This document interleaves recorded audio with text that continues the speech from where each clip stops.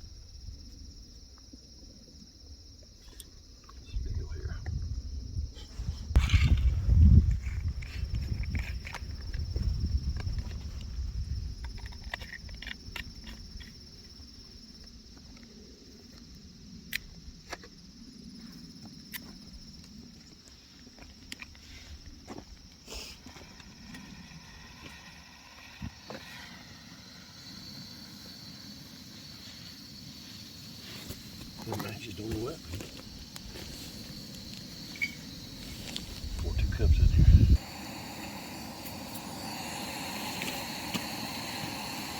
Read the instructions on your bag. Make sure it doesn't run.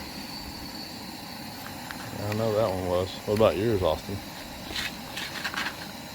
How long you gotta leave it in there and all that stuff. Pretty cool.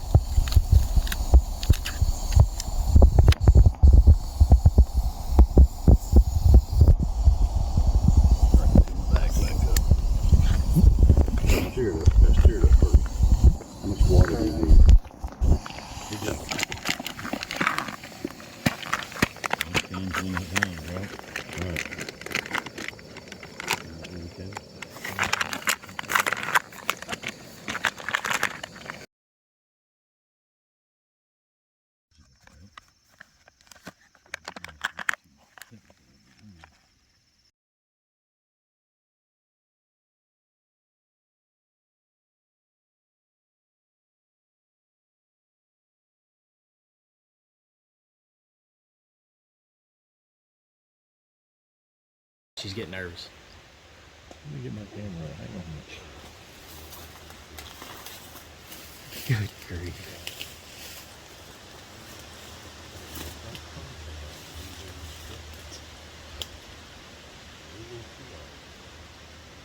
He's talking to her.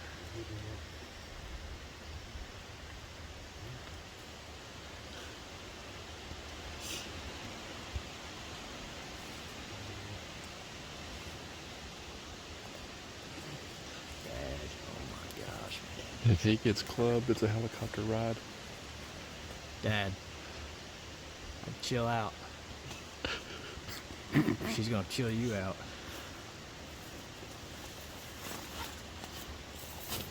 Man, she's standoffish, isn't she?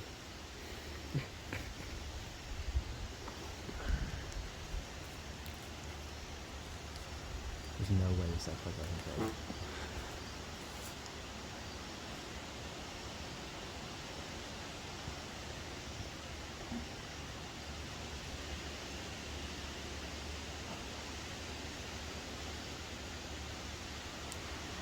She's sniffing him awful hard.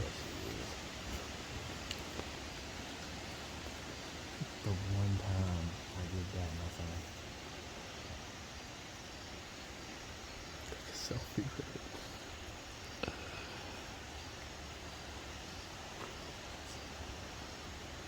She was listening.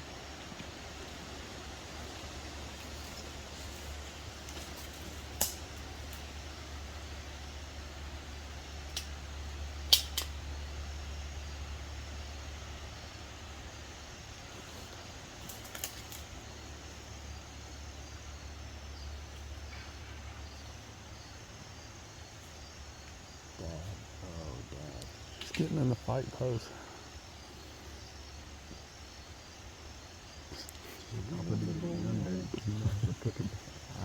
I thought he needed me. She will not leave us. Like every time we walked away, she just came closer.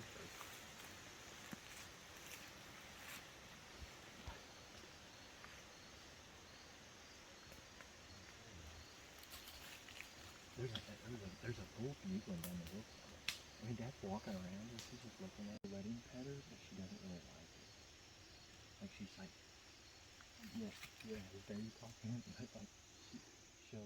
Oh, I'm gonna take that as well. No, I can't.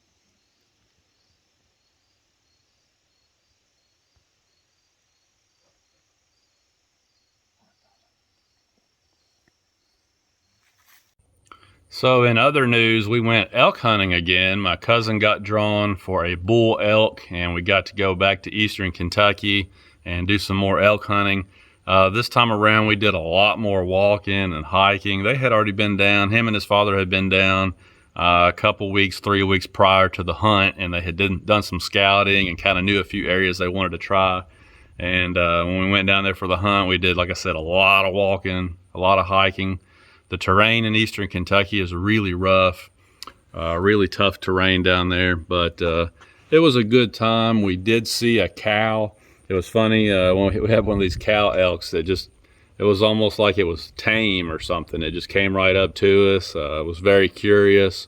Let my uncle pet it. I mean, and then for a while it wouldn't leave us alone.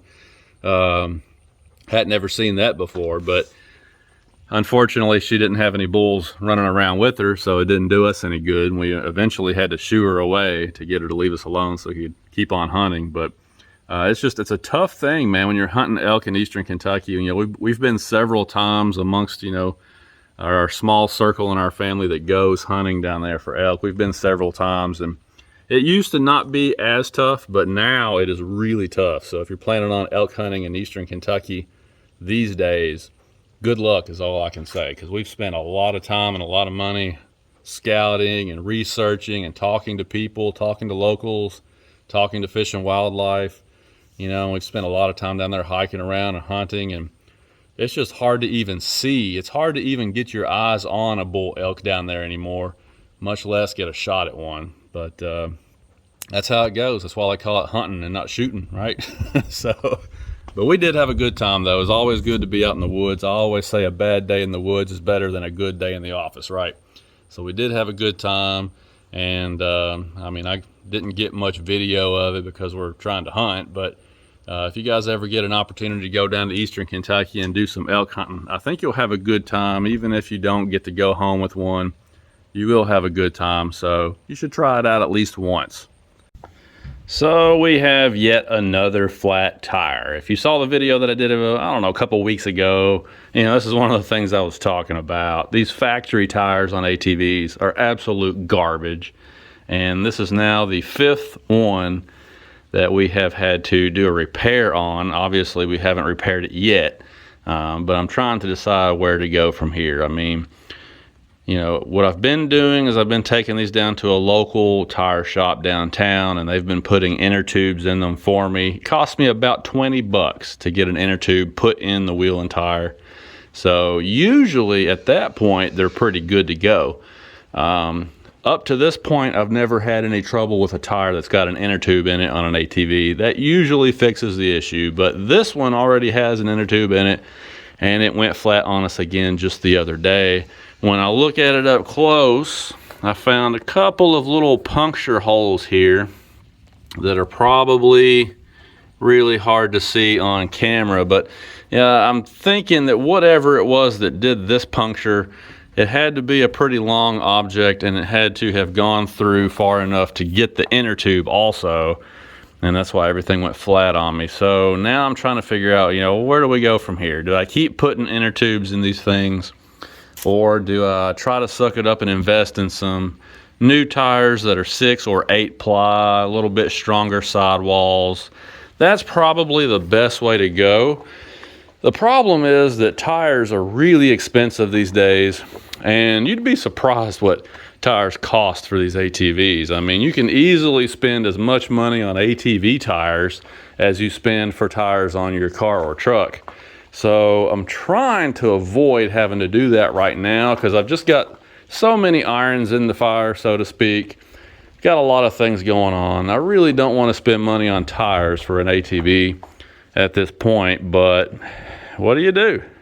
I mean, it just gets to the point where it gets really frustrating. I mean, we're about 2 weeks out now from his fall break from school, and we were planning on going camping and riding on fall break. We were going to take 3 or 4 days, go down to an off-road park and have some fun, and now we've got another flat tire we have to deal with. And you know, I guess honestly we need spares to carry with us since this is a known problem, and we don't have a spare for either one of these ATVs. We don't have any spares either. So, you know, if we drive 4 hours one way to get to this off-road park and then we end up cutting a tire while we're down there, which has never happened before, strangely, at this particular park. I've never had a flat tire at this park that we're going to, even though they've got jagged rocks and everything.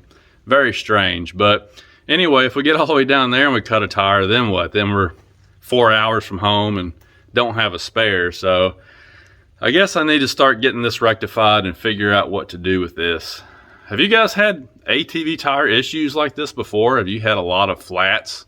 What'd you end up doing about it? Let me know. This right here is what you call a poor man's lift. Sure beats the heck out of trying to get a bottle jack up under an ATV.